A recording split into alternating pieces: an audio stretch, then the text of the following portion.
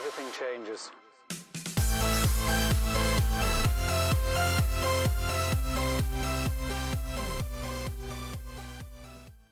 Hey guys, what's up? It's Trunks, and I'm coming at you guys with week 6 of the CWL Light. We had Archer Outlaws versus Crazy Monkeys. Came out to a crazy war, decided in the very last few attacks at the very end. As you can see, 23 stars for us on the 3 stars and 22 3-star attacks for Crazy Monkey being the deciding factor, with 2 10v10 triples on our side to their 1, which came down to be the very end. 96.84 percentage for us to their 95.92.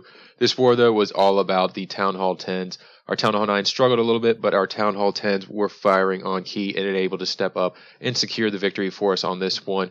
We ended up having to use 4 Town Hall 10s on the dips for the Town Hall 9s. It just shows how we struggled. But jumping right in, we have HitchHam coming up, stepping up with the Town Hall 10 versus Town Hall 11 attack. On the first attempt, we were able to get both Town Hall 11s on the first attempt, which was huge. And then, like I said, came out with 2 10v10 triples.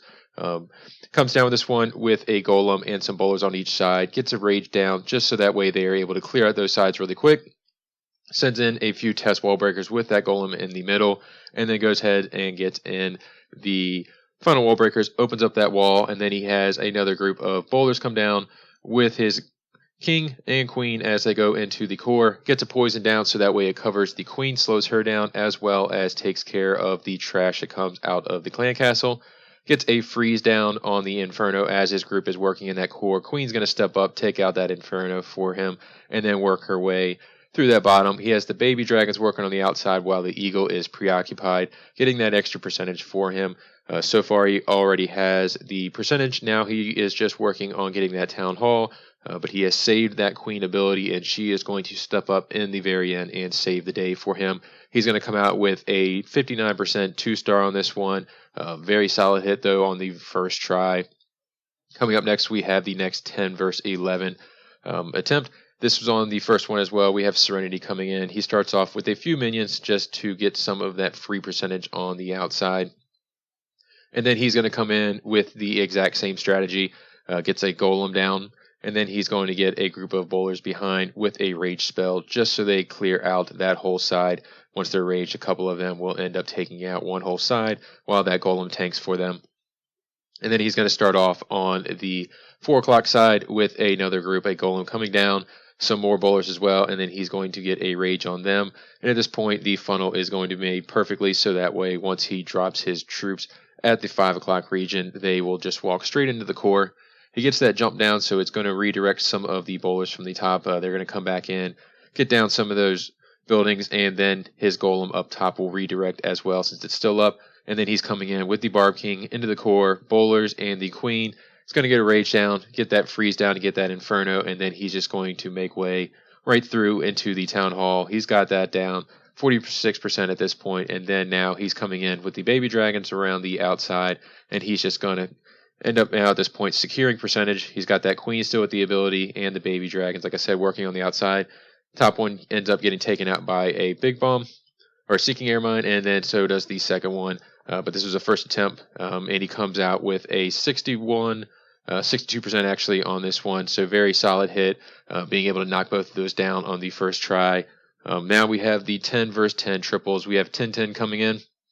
He's going to start off with a few wizards on the outside, trim some of those outside buildings, gets a baby dragon down while it tanks, and then he sneaks in another wizard just to go ahead and get that trash. He has that queen working on that town hall to get that down, and then he's going to slide in the Barb King just as the queen finishes off on that town hall.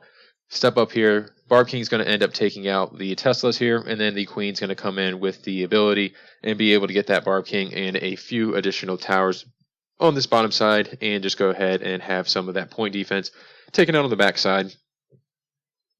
Upside ability as the queen takes on that Barb King, and then he's going to sneak down one additional wizard tower and an archer tower from that queen, and she's going to start working on that wizard tower but doesn't quite get it.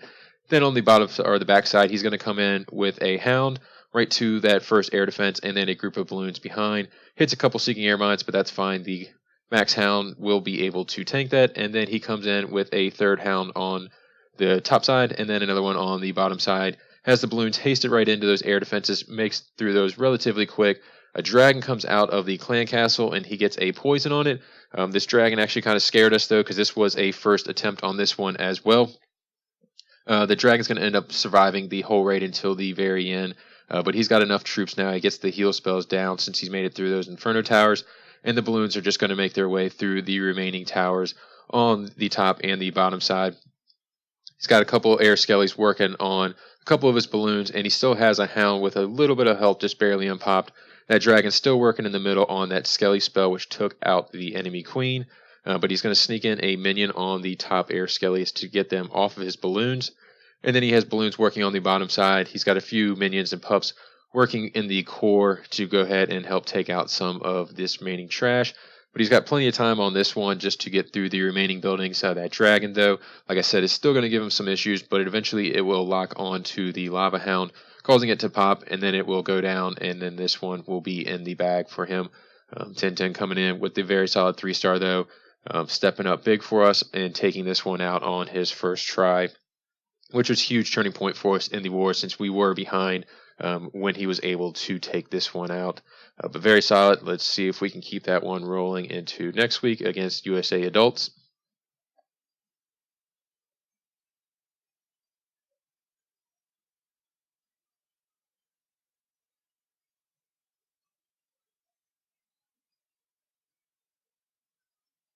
All right, jumping right into the next one, we are going to have Fort Knox coming in with the turning point of the war. This happened probably in the last hour of the war, securing us the second Town Hall 10 triple. He's going to start off with a few golems up on the top side and the wizards to go ahead, start creating this funnel. Sneaks in a test wall breaker, gets the little bomb out of the way, and then goes ahead and opens up the compartment. Has the golem and his Barb King walk on the top, but that's actually going to end up helping him out in the long run, as the Barb King will clean up most of that trash on the top side. But the golem is tanking. He has a poison down for the hound, balloon, and then slowing down the queen. Gets a rage spell down on the queen just to speed her up a little bit and help her work through the lava hound that ends up popping. And then that golem is going to end up tanking just a little bit longer, so that way the queen doesn't really take any damage from that clan castle. She's going to step up, take out that air defense, get the enemy queen. He's going to pop the ability here, and then she's going to walk over and end up taking out the Inferno Tower, which is going to be huge for this raid. That Barb King is still working on the bottom side with a couple wizards to take out a few of those buildings, and at this point he's coming in with a mass amount of hogs. He had 37 hogs on this one. He's got 3 heal spells. There's no bombs on this bottom side. Everything is closely packed in, so he's going to get a heal spell down as they make way through that first group of point defenses. Then he's going to send in more hogs coming in on the other side of the Tesla farm, gets a heal spell down to work through that area, and then he has hogs working on the bottom side as he's approaching around to that Inferno Tower. He's able to keep that one Wizard Tower off of his main group of hogs, so that way they don't encounter too much of the splash damage. But he has the heal down as the hogs make their way through that Inferno Tower, trip up 3 big bombs in that area, but they're all split out with the heal spell, so they're able to survive. And then he had a few backside hogs coming in. They're going to end up taking out the last few defenses. And at this point, he has the cleanup down, working around the base. He's got plenty of hogs left. But basically, this one came, like I said, very late in the war. On one of our last few Town Hall 10 attacks that we had, we did scout this one prior to know where the big bombs, or a few of them, were at.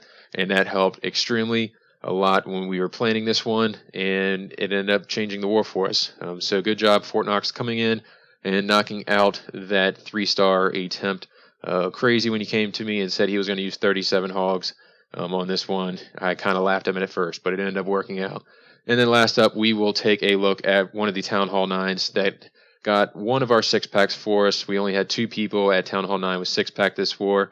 Like I said, we kind of struggled a little bit on the 9s. Crazy Monkeys had some decent bases that we kind of hadn't seen or practiced before, so it kind of threw us up a little bit. But Max is going to start off, gets down 2 or 3 golems, and he's going to just make a really wide funnel.